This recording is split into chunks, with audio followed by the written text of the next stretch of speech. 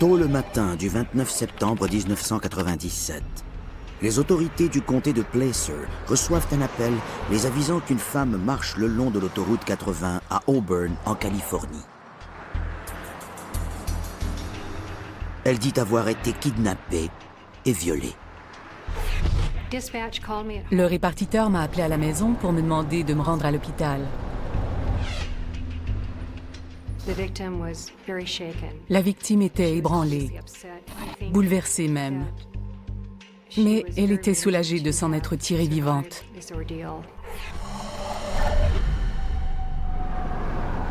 Elle révèle à la police ce qui lui est arrivé.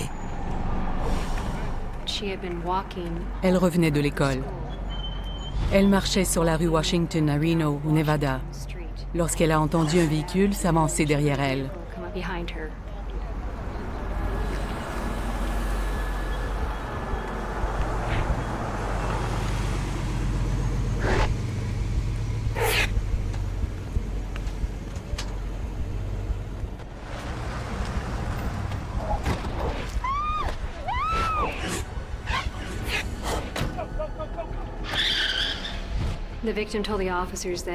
Elle a déclaré aux agents qu'une femme était au volant de la fourgonnette et qu'un homme lui expliquait comment se rendre à l'autoroute.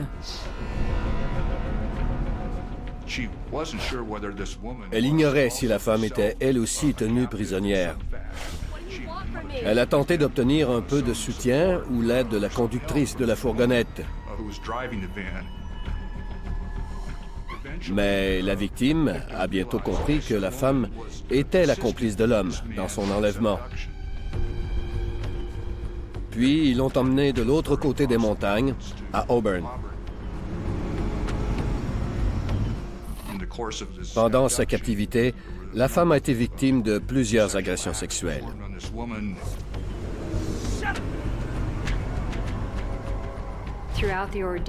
Elle a tenté de garder son calme tout au long de cette épreuve. Mais elle était morte de peur, car elle croyait qu'il allait la tuer.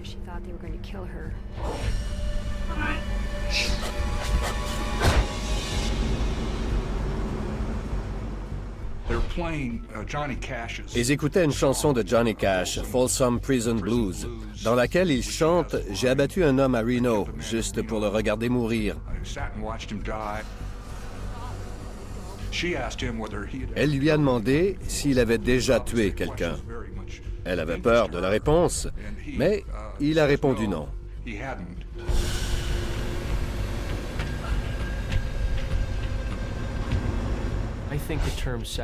Je crois qu'on peut décrire ces deux criminels comme des prédateurs sexuels.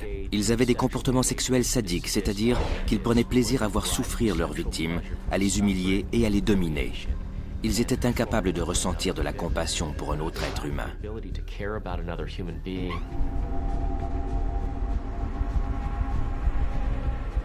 Elle voulait se rappeler le plus de détails possible, afin de pouvoir identifier l'homme si elle survivait à cette épreuve.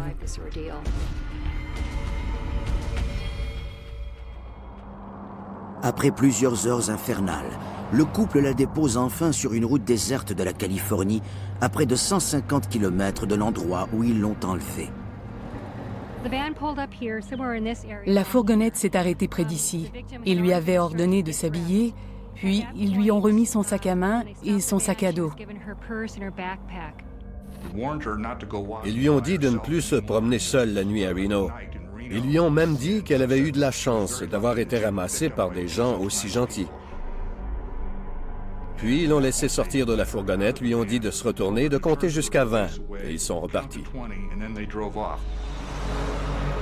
La femme marche en direction de l'autoroute où elle fait signe à une voiture de s'arrêter. Malgré son état de choc, la victime fournit une description détaillée de ses ravisseurs. Elle s'est assurée de bien regarder autour d'elle afin de se souvenir des visages qui l'entouraient. Elle a bien écouté les voix. Elle se souvenait aussi des odeurs et elle avait remarqué que l'homme appelait la femme Mickey.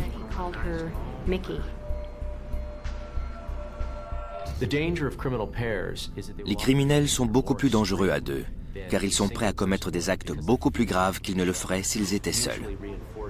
Ils s'encouragent mutuellement dans leur comportement déviant.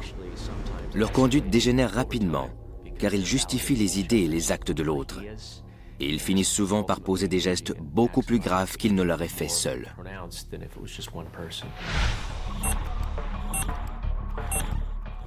La police dresse des portraits robots et émet un avis de recherche pour retrouver les suspects ainsi que leur fourgonnette. Après avoir envoyé les portraits robots aux médias de la Californie et du Nevada, nous avons commencé à suivre les pistes que nous avions trouvées. Nous avons passé la région où la victime avait été enlevée au peigne fin. Nous avons fait du porte-à-porte dans tous les commerces et toutes les résidences de la région afin d'obtenir des renseignements. Comme la victime a traversé la frontière du Nevada, on doit aviser le FBI. Il est très rare de voir un homme et une femme agresser sexuellement une étrangère. Ça nous a donné la chair de poule, car nous savions que nous avions affaire à deux prédateurs très dangereux. Et il y avait déjà eu par le passé des couples de meurtriers célèbres dans la région.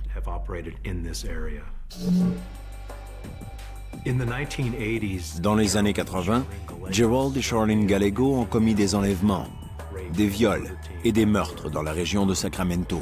Je crois qu'ils ont fait environ 10 victimes.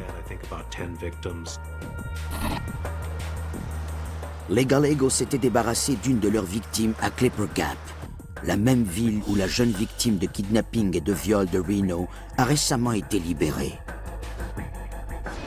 Les autorités craignent d'avoir affaire à des imitateurs.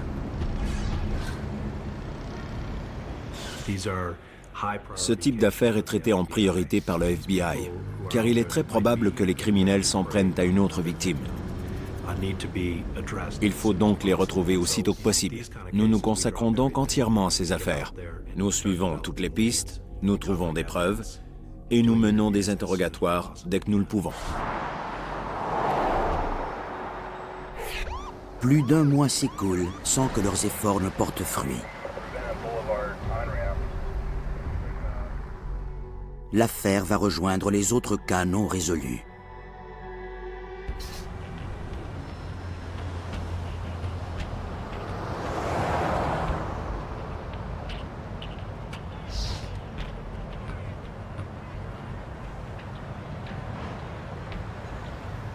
Le 3 novembre 1997, à Pleasanton, en Californie.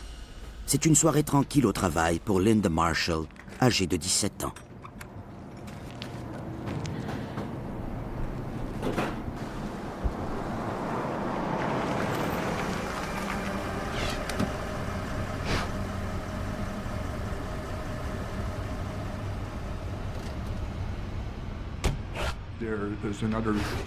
Il y a eu une autre agression sexuelle.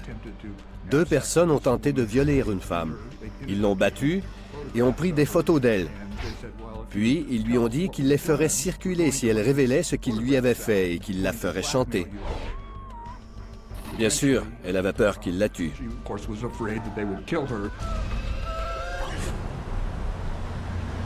Linda est relâchée et se rend immédiatement au poste de police. Mais plutôt que de dire la vérité sur ses agresseurs, elle choisit de mentir, de peur que ses agresseurs ne fassent circuler les photos qu'ils ont prises d'elle. Elle affirme s'être fait enlever et violer par 3 hommes. Les policiers trouvent son histoire louche, et lorsqu'ils lui demandent d'expliquer les contradictions de son récit, elle retire ses accusations.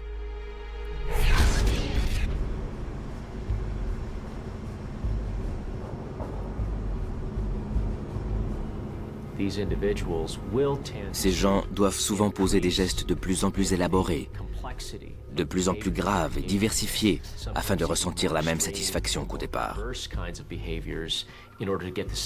Leurs fantasmes et les actes qu'ils posent pour satisfaire leurs désirs sexuels exercent un attrait si puissant qu'ils ne peuvent y résister. Plusieurs de ces criminels qui posent des gestes de violence ou de sadisme extrême sont incapables de s'arrêter. Do not stop on their own.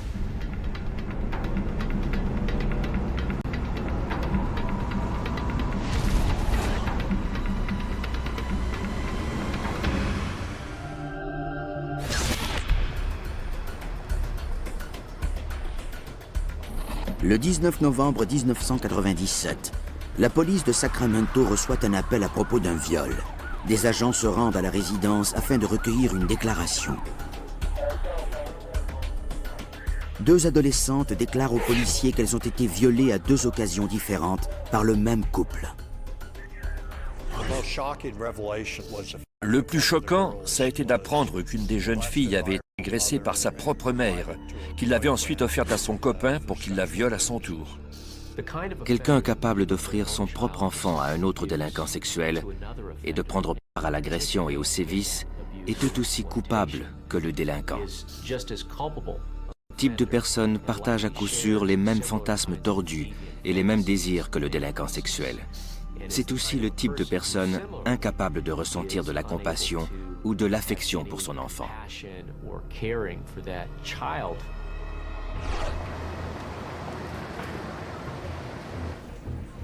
L'histoire ne s'arrête pas là. Les 2 adolescentes nous ont dit aussi qu'elles avaient entendu parler du kidnapping et du viol de Reno à la télévision quelques semaines auparavant, et que les descriptions des suspects et de leurs véhicules correspondaient à celles de leurs sœurs. Les jeunes filles révèlent le nom de leur agresseur aux enquêteurs.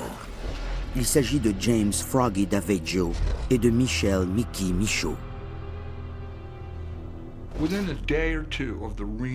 1 ou 2 jours après le kidnapping et le viol de Reno, Michaud et Daveggio ont appris qu'ils étaient recherchés par la police lorsqu'ils ont vu le portrait robot de Daveggio dans les journaux et à la télévision. Ils savaient donc dès le départ que la police pourrait très bien les soupçonner.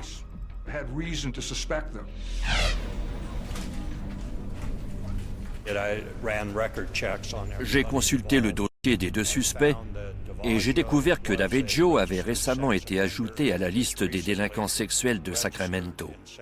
Michelle Michaud, quant à elle, était prostituée et avait été arrêtée à plusieurs reprises pour prostitution. Les policiers ne sont pas surpris par le lourd passé criminel des 2 suspects. James Anthony Daveggio est né en 1960 à San Francisco, en Californie. Il a eu une enfance très malheureuse. Sa mère avait une personnalité très autoritaire à la maison. Il a commencé à commettre des délits sexuels très jeune. Il avait beaucoup de problèmes psychologiques et il traînait avec lui beaucoup de rage et de colère, surtout à l'endroit des femmes.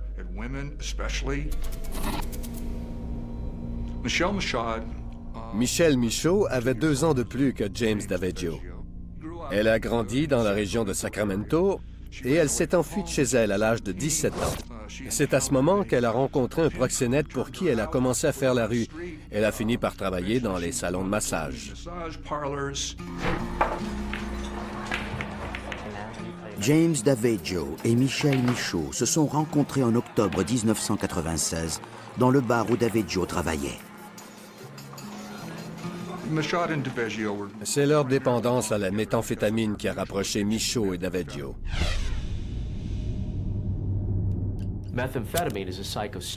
La méthamphétamine est un psychostimulant qui peut s'injecter, se sniffer ou se fumer.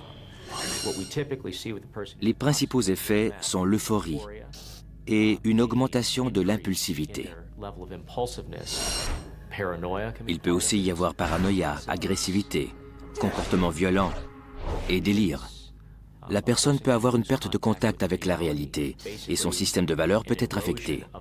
Si le toxicomane n'a pas un système de valeurs très solide, celui-ci va rapidement dégénérer et il est plus probable que le consommateur pose des gestes irréfléchis.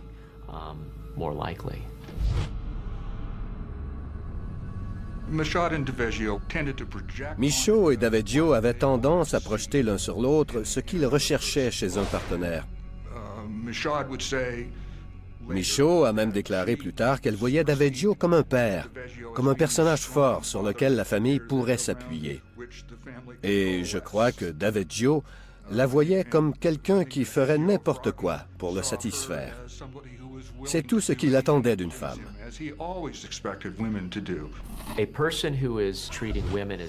Quelqu'un qui a l'habitude de traiter les femmes comme des objets, comme le faisait Daveggio, connaît très bien les avantages de s'associer à une femme dépendante à la méthamphétamine. Il est alors en mesure de lui fournir l'argent nécessaire pour entretenir cette dépendance, ou même lui fournir directement la méthamphétamine, ce qui devient une façon de la dominer. Michaud, une prostituée, et Daveggio, un prédateur sexuel, forment donc le couple idéal. Le travail d'une prostituée, c'est de se servir de son corps comme d'un objet et de le vendre, de l'utiliser pour satisfaire différents fantasmes. Une prostituée est le complément parfait d'un homme qui ne se sert des femmes que pour satisfaire ses besoins. Lorsqu'il s'associe, toutes les conditions sont réunies pour qu'il pose des gestes extrêmes. Les enquêteurs approfondissent leurs recherches sur le duo criminel. Les découvertes se font de plus en plus troublantes. Michelle Michaud avait une personnalité très intrigante. Elle savait présenter différentes facettes de sa personnalité à différentes personnes. Un prêtre à l'église aurait pu la considérer comme une excellente mère, celle qui apporte des biscuits aux réunions de parents d'élèves. Mais elle pouvait tout aussi bien aller dans un bar, jurer et se vanter de travailler comme tueuse à gages pour la mafia ou pour les Hells Angels.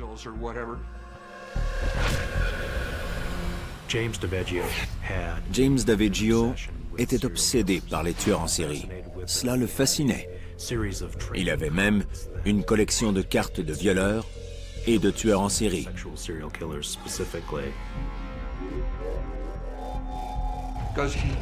Il tentait de les imiter, d'acquérir la même notoriété qu'eux. Il voulait laisser sa marque. Daveggio montre un intérêt particulier pour un tandem de tueurs en série, Gerald et Charlene Gallego. Charlene aidait Gerald à enlever et violer des jeunes femmes. C'est une idée qui séduit beaucoup James Daveggio.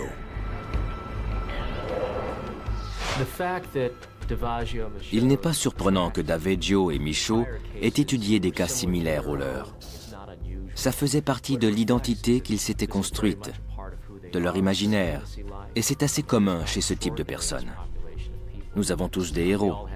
Les prédateurs sexuels qui posent des gestes sadiques s'inspirent souvent de criminels qui ont posé des gestes semblables aux leurs auparavant.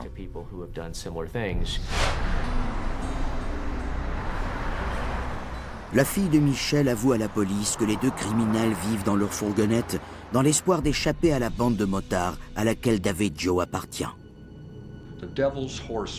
Les Devil's Horsemen avaient accusé James d'avoir volé un coffre-fort qui contenait l'argent d'une discothèque. Il lui avait pris sa moto et l'avait chassé de la discothèque.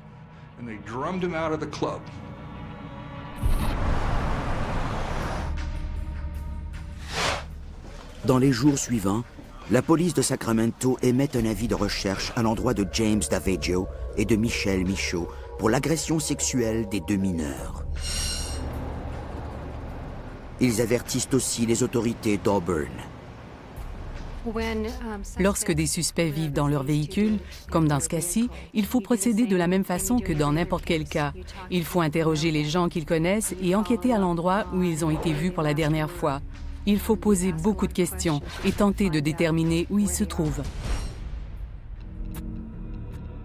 La police de Sacramento transmet à la police d'Auburn les photos d'identité des deux criminels.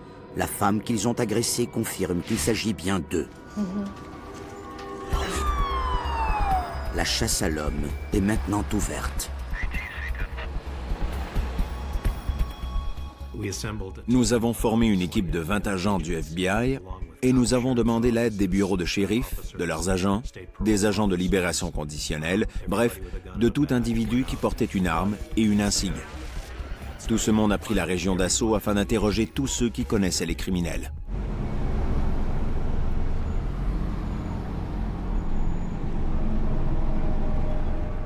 Le 25 novembre 1997, alors que l'opération pour retrouver les prédateurs bat son plein, James Daveggio et Michelle Michaud louent une chambre d'hôtel à Pleasanton, en Californie.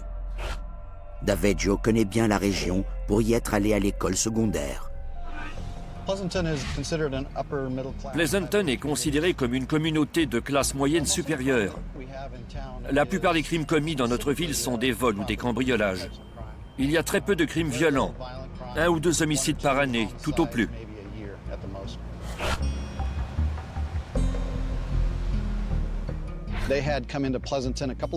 Ils étaient venus à Pleasanton quelques fois pour choisir les victimes potentielles de leurs éventuels enlèvements.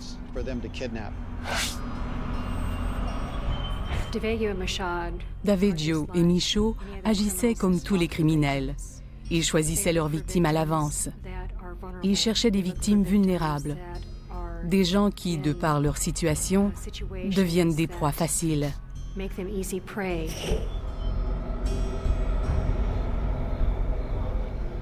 Il fête l'action de grâce à la résidence de l'ex-femme de Daveggio et son nouveau mari.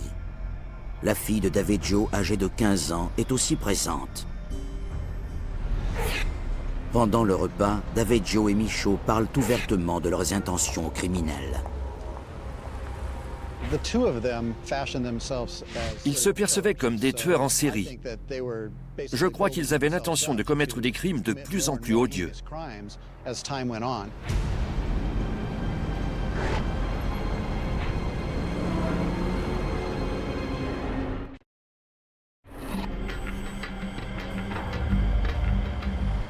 Fin 1997. Le FBI et les autorités du nord de la Californie ont ouvert une chasse à l'homme pour retrouver 2 violeurs en série, Michel Michaud et James Daveggio. Les suspects vivent dans leur fourgonnette. Ils tournent en rond pendant des heures, consomment de la méthamphétamine et attaquent des victimes choisies au hasard. La consommation régulière de méthamphétamine par une personne qui est déjà à la base un prédateur sexuel a pour effet de lui faire commettre des actes encore plus graves.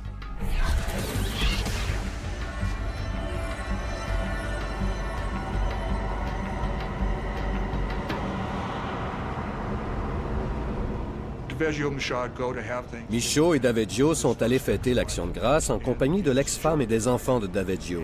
Mais ils sont partis en vitesse tout de suite après le repas parce que Daveggio ne pouvait pas sentir le mari de son ex-femme. Et ils se sont loués une chambre dans un motel.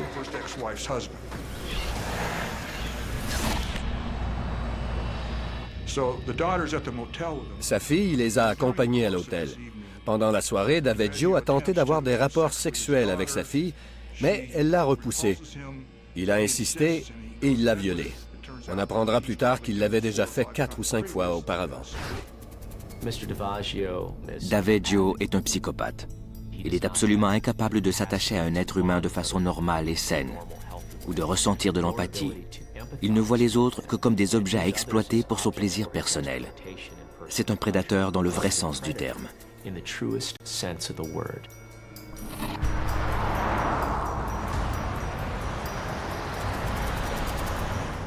Daveggio et Michaud ne se rendent pas compte de l'ampleur que prend l'opération de recherche pour les retrouver. Le FBI, en collaboration avec les enquêteurs et les autorités de Sacramento, passait la région au peigne fin pour les retrouver.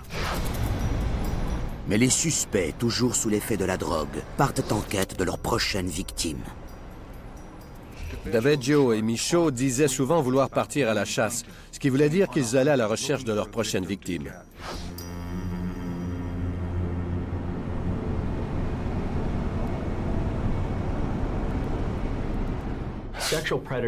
Les prédateurs sexuels qui se livrent à ces comportements opportunistes et crapuleux s'en prennent souvent à des étrangers pour être en mesure de se distancier de leurs crimes.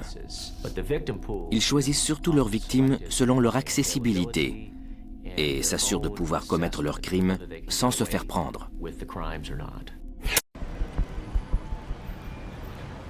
Les autorités apprennent que Michaud et Daveggio ont commis une autre agression peu après l'enlèvement et le viol de Reno.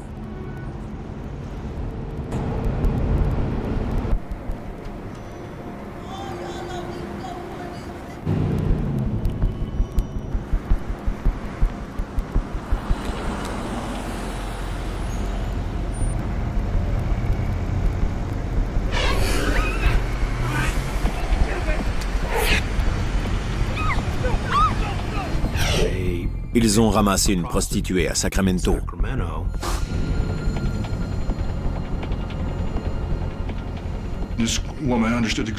Cette femme savait exactement ce qui allait se passer, et elle a pu repousser Daveggio et s'échapper de la fourgonnette.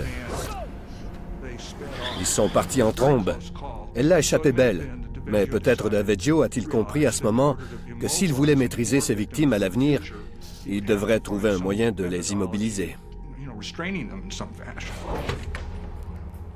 La prochaine victime ne s'en tirera pas si facilement.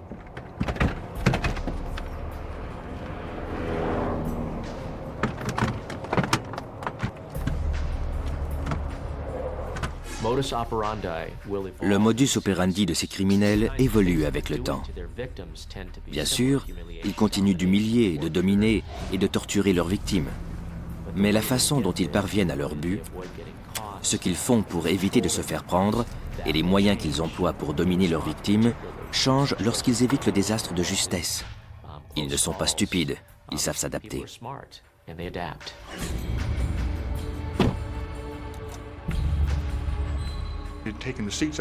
Ils avaient retiré les sièges arrière de la fourgonnette et installé des attaches pour pouvoir immobiliser leurs victimes.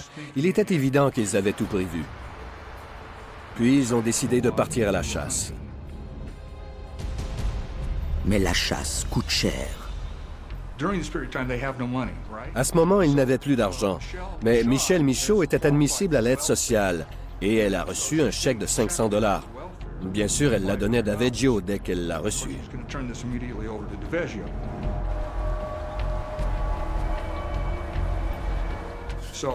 Pendant qu'ils se préparaient pour leur chasse, ou leur aventure, comme dirait Michaud, ils se sont arrêtés dans un magasin.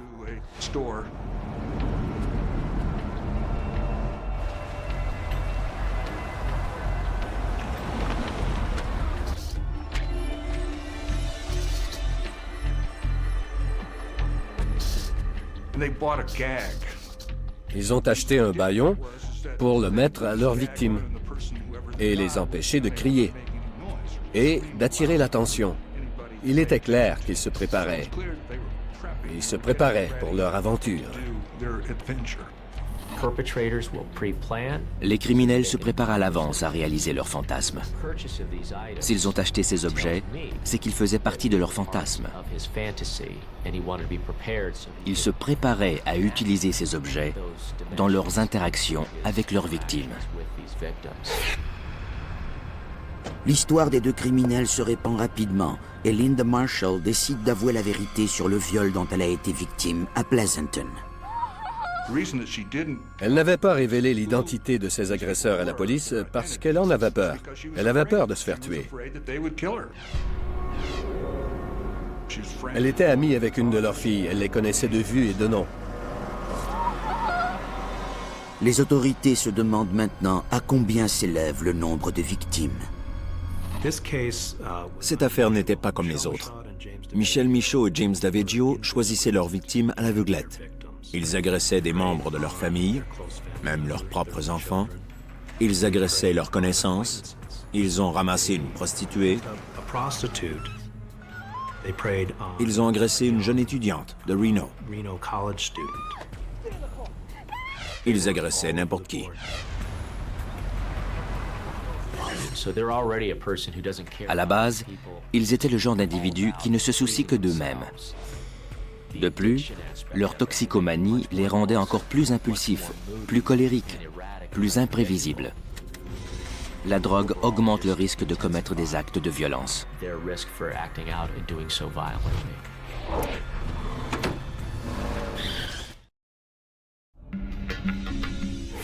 Début décembre 1997. Depuis 9 semaines, deux prédateurs sexuels drogués à la méthamphétamine, James Daveggio et Michelle Michaud, traquent et violent des victimes qu'ils choisissent au hasard. La chasse à l'homme entreprise par les autorités locales et fédérales n'a toujours pas porté fruit. Nous avons envoyé un avis de recherche à tous les services de police de la région de Sacramento. Le FBI a aussi diffusé leurs photos d'identité, un compte-rendu des événements, une description de leur fourgonnette et a précisé qu'on ne savait pas où ils se cachaient à ce moment. Dès que la police de Sacramento nous a avisé que ces gens étaient recherchés pour des crimes aussi graves qu'un enlèvement et un viol, nous avons pris l'affaire très au sérieux.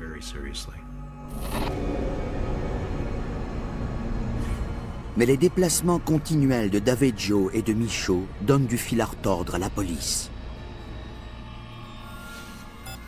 Le couple revient à Pleasanton.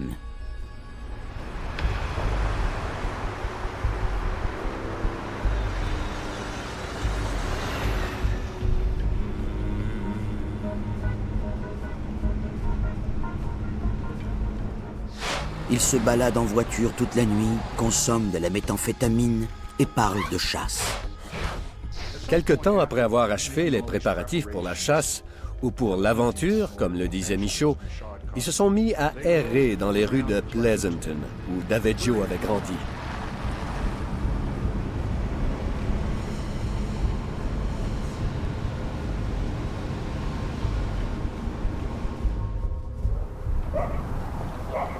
Le matin du 2 décembre, Vanessa Sampson quitte la maison et marche en direction de son travail, situé à moins de 2 km de chez elle. La méthamphétamine rend complètement déchaîné.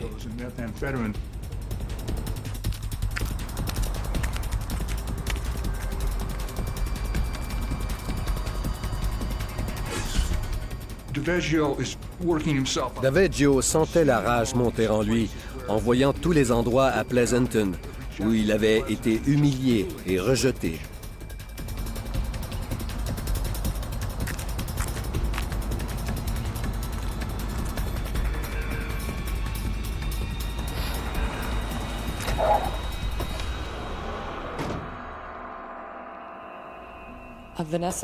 Vanessa était une très belle jeune fille de 22 ans. Son père tenait à elle comme à la prunelle de ses yeux. Elle était sa meilleure amie et sa partenaire de pêche. Lorsqu'elle entrait dans une pièce, elle l'illuminait de son sourire. C'était la plus jeune de la famille. Elle était aussi très proche de son frère, de sa sœur et de sa mère. C'était une jeune fille exceptionnelle.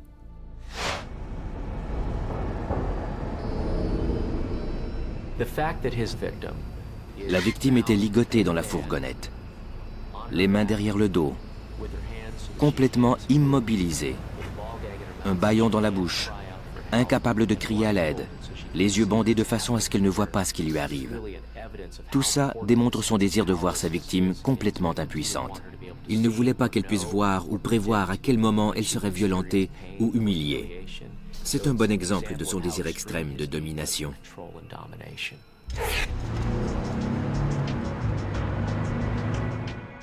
À midi, la mère de Vanessa Sampson appelle au service de police de Pleasanton pour signaler la disparition de sa fille.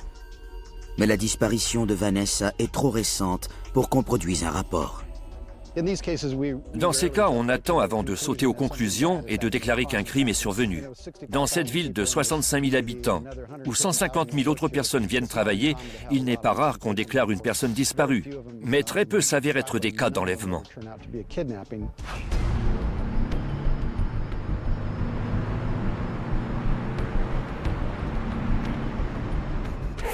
Michel Michaud reprend la route vers Sacramento, au nord, pendant que James Daveggio agresse Vanessa Sampson à plusieurs reprises à l'arrière de la fourgonnette. Mais Michaud doit bientôt s'arrêter dans une station-service pour faire le plein et acheter de la nourriture et des cigarettes. Ils passent ensuite prendre le chèque d'aide sociale de Michaud à Sacramento et rebroussent chemin vers Lake Tahoe Sud, où ils louent une chambre d'hôtel. Ils se sont arrêtés à plusieurs reprises en chemin. À chaque arrêt, Michel Michaud aurait pu décider de libérer Vanessa Sampson. Daveggio et Michaud font entrer Vanessa en douce dans leur chambre et poursuivent leur brutale agression. Ce soir-là, à 22 heures, la mère de Vanessa Sampson rappelle le service de police de Pleasanton. Les agents reconsidèrent la situation et décident finalement de produire un rapport de personnes disparues. Vanessa était une jeune femme très responsable, qui vivait une vie rangée. Qu'elle disparaisse soudainement sans répondre aux appels sur son téléavertisseur, sans appeler ses parents, ses amis, son petit ami, qu'elle ne se présente pas au travail, tout ça était très louche. la police avise les médias de la disparition de Vanessa. Le lendemain, les agents interrogent les résidents du quartier pour obtenir des renseignements sur les circonstances de sa disparition. Ses amis et sa famille joignent leurs efforts pour répandre la triste nouvelle.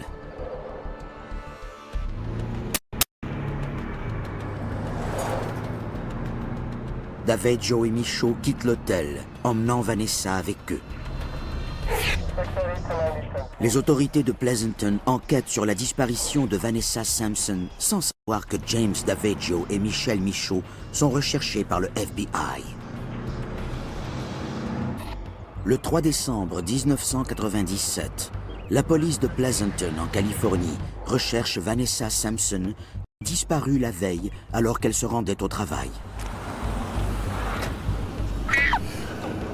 Après avoir interrogé tous les habitants du quartier, les policiers explorent une première piste. Un voisin qui rénovait sa maison, située directement derrière nous, était sur le toit avec un de ses amis. Ils ont entendu un bruit, un petit cri. Ils se sont immédiatement relevés. Et ils ont aperçu une fourgonnette verte, un modèle récent, à notre droite, qui démarrait. Derrière le volant, il y avait une femme, aux longs cheveux foncés. Les policiers fouillent le quartier à la recherche d'indices. Ils n'en trouvent aucun. Le même jour, le FBI et les autorités locales de Reno et de Sacramento poursuivent leur chasse à l'homme pour retrouver Michel Michaud et James Daveggio, désormais recherchés pour 4 enlèvements suivis de viols.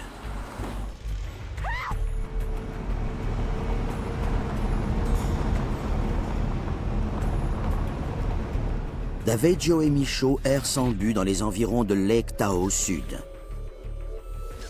Avant de s'arrêter dans un motel situé en face du palais de justice où doit comparaître Michel Michaud pour avoir émis des chèques sans provision.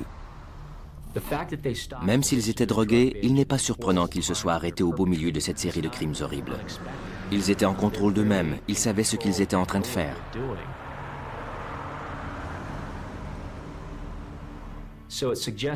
On peut en déduire que malgré leur consommation de drogue, malgré les crimes horribles qu'ils avaient commis, ils savaient toujours distinguer le bien du mal. Mais ils ignorent qu'ils sont sur le point de tomber dans les filets de la justice. Dès le début de nos recherches, nos agents ont appris que Michel Michaud était arrivé à Lake Tahoe pour comparaître en cour. Nous avons aussi appris qu'elle devait se présenter au palais de justice du comté de Douglas, juste de l'autre côté de la rue. On nous a aussi informé que Michel et James avaient l'habitude de dormir à l'hôtel situé directement en face du palais de justice. Nous nous sommes donc immédiatement rendus au Lakeside Inn and Casino, où on nous a confirmé que c'est ici qu'ils logeaient.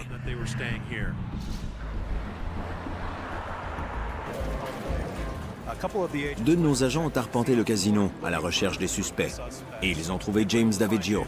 Ils l'ont tout de suite arrêté, en plein casino.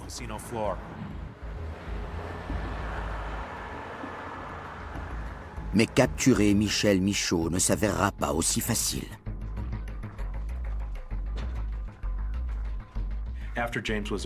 Après l'arrestation de James dans le casino, nous avons élaboré un plan pour arrêter Michel. Je devais m'habiller en gardien de sécurité du casino et essayer de la convaincre de m'ouvrir la porte. J'ai frappé à la porte et j'ai dit à Michel que James s'était effondré dans le casino et qu'il la réclamait.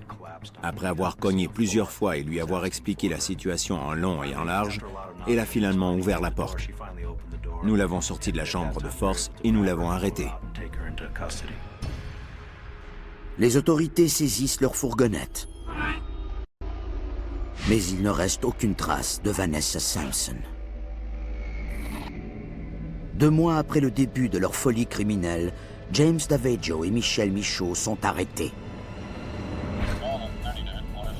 Le FBI et les autorités de Sacramento et d'Auburn peuvent enfin interroger les suspects. J'ai passé quelque temps avec Michel Michaud et je l'ai trouvée très manipulatrice. Elle parlait ouvertement de ce qu'ils avaient fait, mais il était évident qu'elle s'efforçait de se protéger. Ça a été un échec lamentable.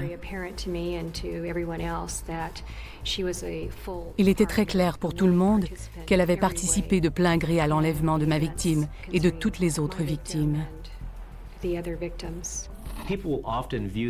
Les gens croient souvent que dans un couple de criminels, la femme tient toujours le rôle de la victime. J'ai observé cette situation dans quelques cas, mais dans bien d'autres cas, la femme joue un rôle de premier plan. Elle est souvent tout aussi coupable de comportements déviants que l'homme.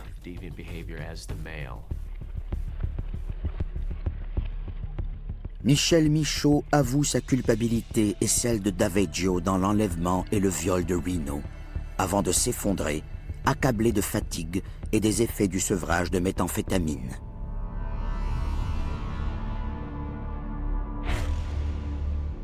Le 4 décembre, l'opération pour retrouver Vanessa Sampson prend fin dans le désespoir général.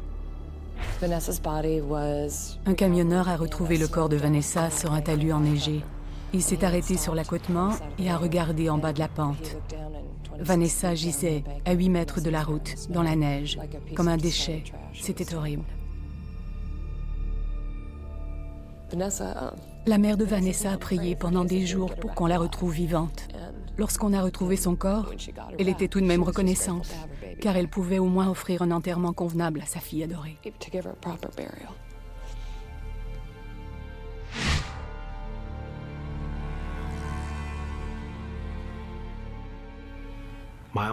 Mon seul regret, c'est d'être arrivé un jour trop tard. Si nous avions arrêté Daveggio et Michaud la veille, nous aurions pu prévenir la mort de Vanessa Sampson. James Daveggio et Michel Michaud sont détenus à la prison du comté de Douglas. Daveggio ne parle qu'en présence de son avocat. Que nous avons découvert que Michaud et Daveggio étaient les principaux suspects dans le meurtre de Vanessa Sampson, nous avons immédiatement averti le bureau du shérif du comté de Douglas que les deux individus qu'ils tenaient dans leur prison étaient peut-être coupables de meurtre. Quelques heures plus tard, un agent du comté de Douglas m'a rappelé pour me dire que Michel Michaud avait approché un membre du personnel de la prison pour lui dire qu'elle désirait parler à quelqu'un à propos d'un meurtre.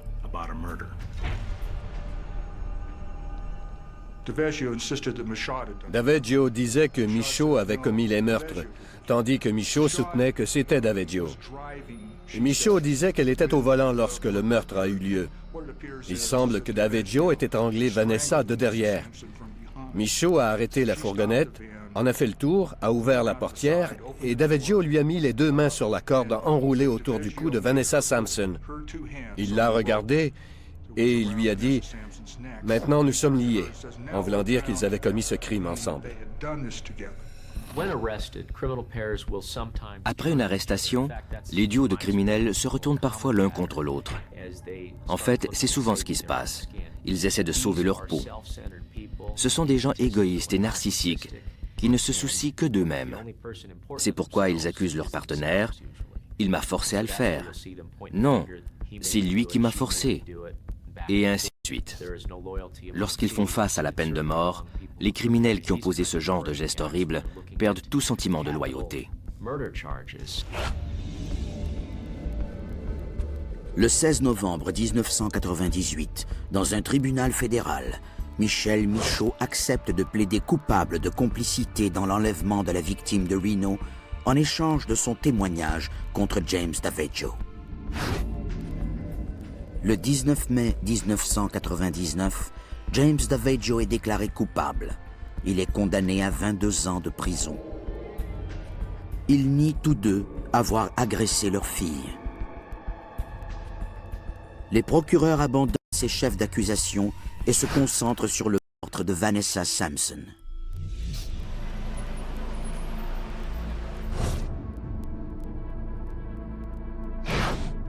En mai 2002, un jury reconnaît James Daveggio et Michel Michaud coupables du meurtre au premier degré de Vanessa Sampson.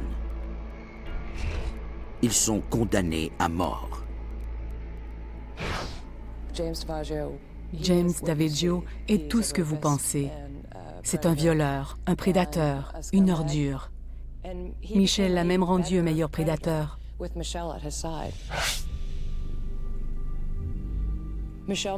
Michelle Michaud est une professionnelle de la manipulation. Si elle avait voulu épargner Vanessa, celle-ci serait toujours en vie aujourd'hui. Elle aurait pu la libérer lorsqu'elle s'est arrêtée acheter une boisson au dépanneur. Elle aurait pu la libérer au bureau de l'aide sociale. Elle aurait pu la libérer à l'hôtel. C'est le diable en personne.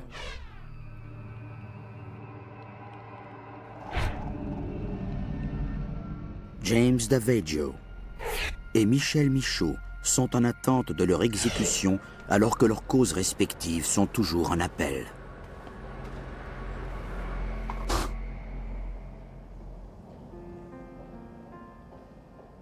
Mais la mort tragique de Vanessa hante toujours Angela Backers. Chaque année, à l'anniversaire de Vanessa, sa mère fait dire une messe en son honneur à l'église de la paroisse Saint-Augustin. Nous allons à la messe de midi. Puis après la messe, nous visitons sa tombe. Tous ses amis de l'école secondaire et sa famille, qui comprend maintenant quelques jeunes enfants, organisent une fête pour elle. Nous laissons s'envoler des ballons et nous portons un toast en son honneur.